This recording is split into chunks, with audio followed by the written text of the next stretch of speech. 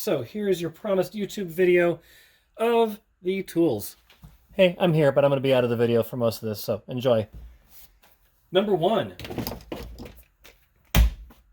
tape measure. Right there, you can see the words on it. Number two, those are lineman's pliers. Electricians use them. Lineman pliers. Number three is a hex driver. Hex because of these 6 sides on the inside there. The hex driver would be used with these, which we'll come back to in just a minute. There's your hex driver, like a screwdriver, but for bits. Number four is a flathead screwdriver. That's that bladed screwdriver right there. Flathead screwdriver. Number five is a number 2 Phillips screwdriver. Okay, or just a Phillips screwdriver.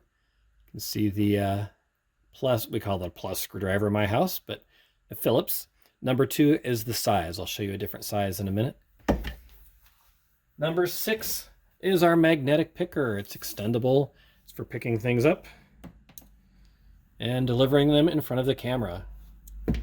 Magnetic picker, number 6.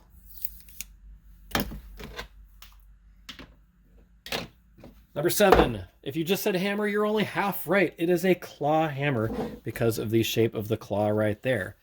If you want to know some other types, Google types of hammers. You'll see tons. There's a ball peen hammer, an engineer's hammer, a sledgehammer, and many more.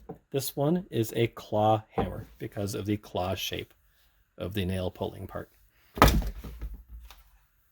Number 8, you could simply call them scissors.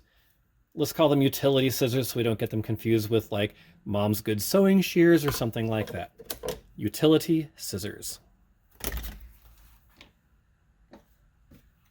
Number 9 is a level. Line up that bubble so it's right in the middle, and I know that's level.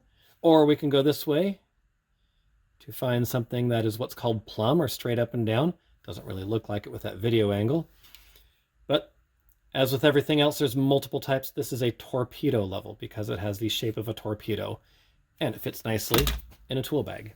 Torpedo level. Number 10 is your adjustable crescent wrench or adjustable wrench.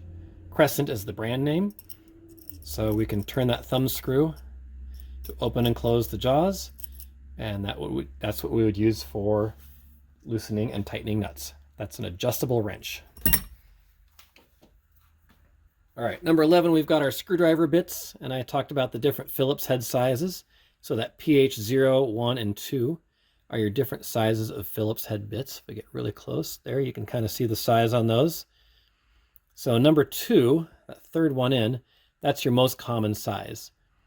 And then going down the other way, there's also a PH 00 and 000. We call those double aughts and triple aughts. You've got some flathead screwdrivers there. These T's are Torx screwdrivers. You can see the shape there. And also if you look at them on the end right there. Come on, camera, get it, get it. Whatever, it doesn't want to focus today. And the last ones are your hex head. So they're both 6-sided, but the Torx head's got this star shape to it. And the hex head doesn't. I want to focus. Whatever. All right. Number 12 is your micro screwdriver. This is a Phillips, and it's got the star shape on it. Maybe it'll focus on my hand. My camera hates me today. So there's your Phillips head. Get in focus right there. There we go. And this would be a number 00 Phillips head for probably using it on a computer or maybe adjusting eyeglasses. Same thing on this one. This is number 13. It's a micro screwdriver. This is a flathead micro screwdriver. Probably use that for adjusting eyeglasses if you have them. And the last one is this box of parts. Let's see which way does it go. It goes this way in the original.